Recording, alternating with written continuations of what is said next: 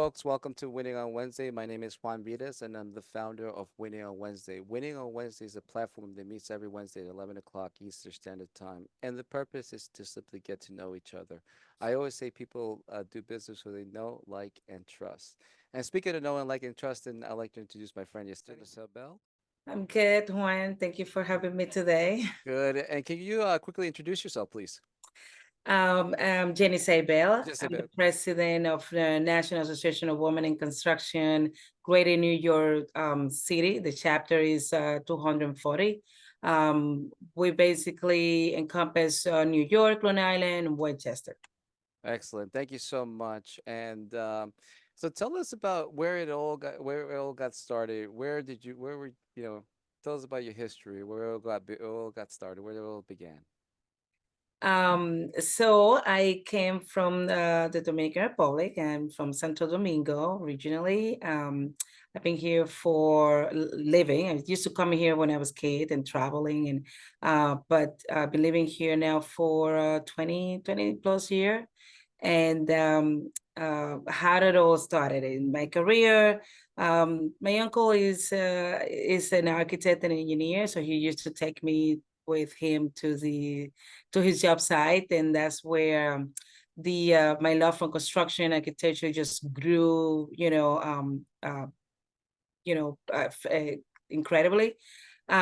So what can I say? I went to architecture school, and when I came in here, I decided to switch into a construction. So now I'm, been dealing and doing construction management now for, I would say the same amount of time, like 20 years overall.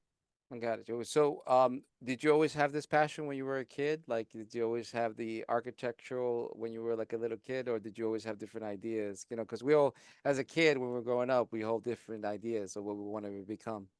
Like I think I'm gonna go with the classic, right? So I want to be a doctor. So I wanted to be a doctor. I love piano back then, and so like piano and art.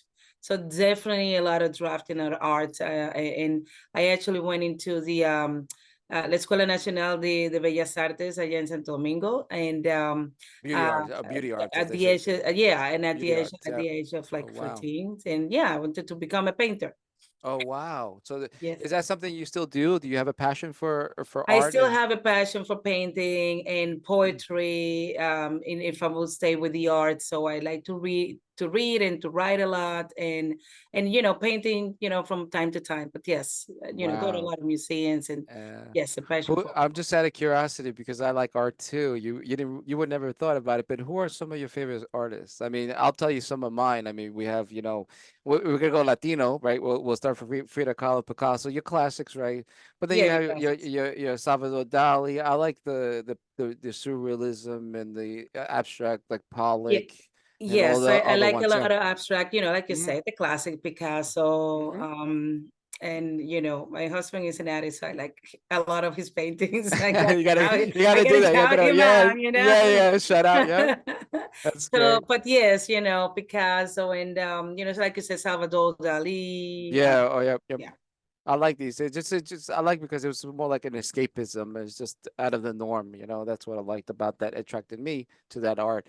And what yes. about any role models or anybody that inspire you?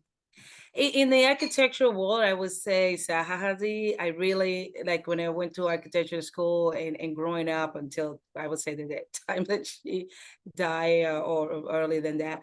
I always got inspired by the way that she actually, as a female, but also in the architectural world, I really liked the deconstructivism, and I felt like she just grasped it, and went with it, and it was like the only woman really doing it. And so to me, Zaha Hadid was, still my inspiration. I Wow. wanted to be Zaha Hadid point too, but yeah, Wow. Wow. Well, it's only so much you can do. and this is a great theme because now it's we're still in Women's History Month. Today is Yeah, still yeah, March we Women still History got one Month. more We're still day to one more go. day. Yes, Hey, better late than never, right? But we still right. have it. But I have to tell you, I am truly impressed. And I had an event. I don't know if you were aware, but we had an event. We had over 80 people with Joey Financial Credit Union at their headquarters that we had, and we were honoring six a phenomenal women, business networking women from all different diverse backgrounds. So it was just truly phenomenal. It's a great event, but this is all fits in very well. So thank you so much for doing this. This is great, by the Yeah, way. Yeah. no, Uh, thank you for the for women, opportunity and yeah, inviting me. Yes. for Women History Month, absolutely. So now tell us about that. You went to architecture school, right? And tell us about your first job. What was that experience like, and going into the real world now, and specifically, because I'm assuming it was at that point it was very dominant, male dominant, right? Oh yeah, it still is. So I will say that while I was living in India, my experience with architecture was mostly in the family in the family business.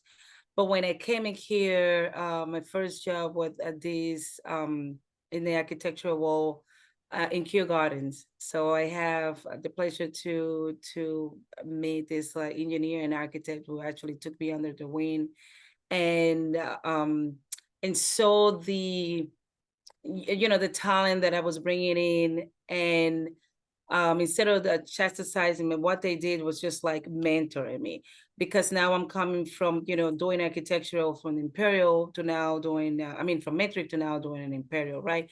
So there was a lot of adjustment that I needed to do, and I would have I needed to do it very fast, because at the same time they're paying me to get work done, right? Right, right. So it was very interesting. It was not so much challenge in that. I think that having someone who really can nurture you, it makes it much Oh, easier the transition, yes. so Yep.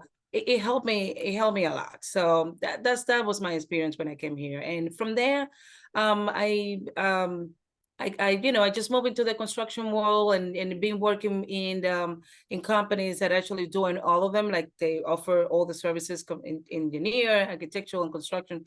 So I was able to stay maintaining my background while still forging a career in construction. So Oh, wow, that's excellent. Well, yeah. thank you. And I like to call this time the golden nugget time. And this time is where if you want to leave any information that's going to help somebody be a better business person or better their careers, or anything that you've learned this whole journey of, of this journey of yours, can you give us some ideas or examples? Yeah, so I would say that looking at what's happening right now, especially with the new generations, the generation, Gen Z, right, and everything, I think that, and this is a message for all the leaders and all the ones that like to be called bosses, so remember there's a very distinction between the boss and the leader. So I will say that it is very important to be that mentor and be that you didn't have when you were coming after school, were out of school, or your first job.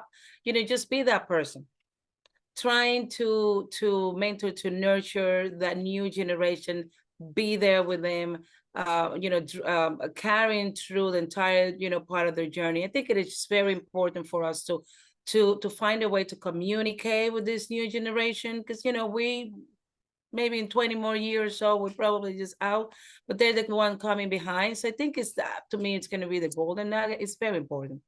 It's very Yes. important that we find a way, we find a common ground to communicate with the new generation and make it work. 100%.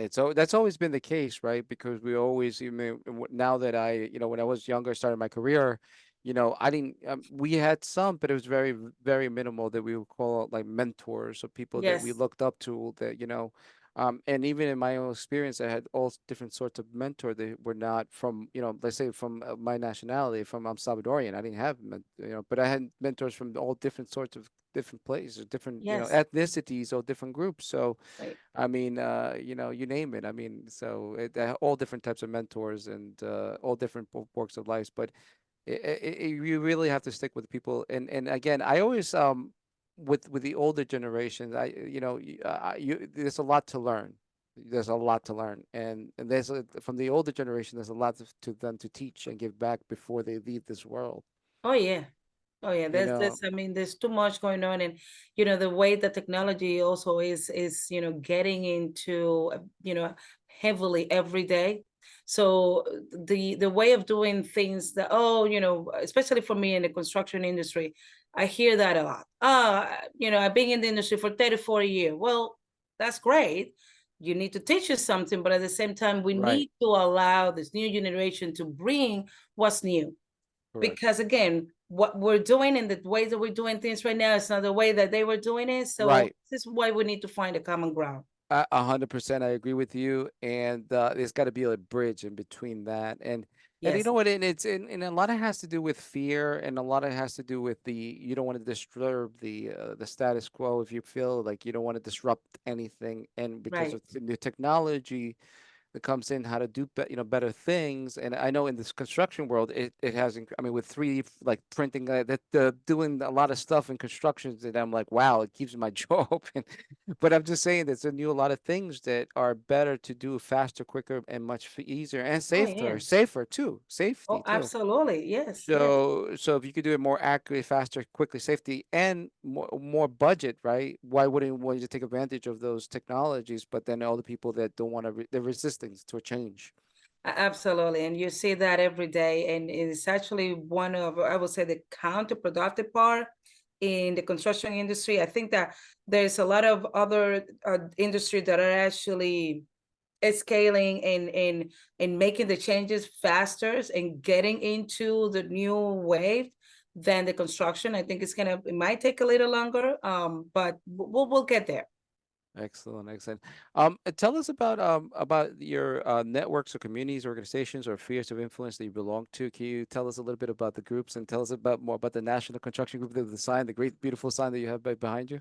Thank you. So NAWIC is it's a National Association of Women in Construction. It was founded by a group of women in Fort Worth, Texas. In the time where the challenges that I'm going through right now, they went even worse, right? Right. Much worse. So I guess at one point, like you and I have talked, sometimes it's like, you have a group of friends and you're like, you know what, I had enough. Let's just come up and let's create an organization where we actually can provide the same support that we are looking for right now, nowhere to be found. So that's what we created this organization to provide the support. So for women to find the support and provide the support for each other. And like I like to call her, is to be the shoulder to lean on or to cry on. So at the one-on-one, kind of experience. That's one now. We have a an extensive full of benefits by for joining this organization. We provide support all the way from trade women to a business owner, and then with our organization you can learn about leadership skill, you can learn about management skill, but you can also learn about human skills, right? The soft skill, the ones that you need on the daily basis, the one that I need a phone call away because today I had a tough day. So that is actually, I will say, one of the greatest thing that I have found in AWIC is that sisterhood, is that support, um uh, uh, nucleo that really just help us and inspire each other to knowing that someone else besides us that's going through the same things that we do, is right there. It's a text away, it's a call away. So while we have all these amazing benefits by joining the association, we also have that human interaction that we need on the daily basis in this industry, especially. Wow. That's amazing. And I'm always all for women empowerment, by the way. And Yeah. you're always going to need also allies and men too to support, women, because that's another Yes. thing too, because it's a partnership, right? Like we're talking about alliances and allies, you have to find commonality. And for me, that really motivates me because it hits at home, and that is because of my mother. My mother was my inspiration in my life. My mother has been of the rock, and she's been there. And my wife, obviously, my wife. I got to give credit to my wife and the two wonderful Good. women. But Very nice. more importantly, is my daughter. My daughter. I have a 12-year-old daughter, and I want her to have the same experience that I had when I was growing up in this country. So really I want her to have a lot of opportunities and the same opportunities that I had. So I want to make Yeah. sure that, that as a father now, it puts things into perspective, so I'm more attuned to to the cause and everything, and I'm always here to support women. So 100%. And I appreciate that, you saying that. I appreciate that you actually do lead by the role models, and that you're actually doing it, right? Because sometimes um we have all these partners or males out there that says, yes, we support him, but in reality, it's just all for the press, Sure. For the just to show. say, Yeah, for for the sure. show, just to saying it that way. But Right. they're really not there. They're not there on the days that we need them. They're not there in the, those events that we need them to support. 100%. And it's good. I mean, I do see it more and more. Even with our events here at the Greater New York chapter, we have more and more men coming into our events now, than ever Yeah, before. 100%. So it tells you that they are starting to listen, that they are starting to care, and that they are truthful in coming in that partnership, so it's beautiful to see it. Exactly. Well, that's wonderful. Well, thank you so much for what you're doing, by the way, because you're doing Thank a you. lot of great stuff. So tell us finally about your services, what you offer and what you do. I mean, I believe you have a consultant services, right? Or do you work for all your services that you offer? Yes, yes. So we have a consultancy. We're doing right now. We're actually planning on expanding. Having a little more into like the engineer services. But right now we are providing the construction management services for contractors and any other company here in New York City who is doing or who is directly involved with the AEC industry. We're providing those services. Okay, excellent. Well, Yeah. thank you for sharing your story. And if people want to get in contact with you, what's the best way to contact you? They can contact me on my email address. It's actually my full name, jenisebell@gmail.com. If they want to contact me also, through NAWIC is NAWIC Greater New York 240 @gmail.com.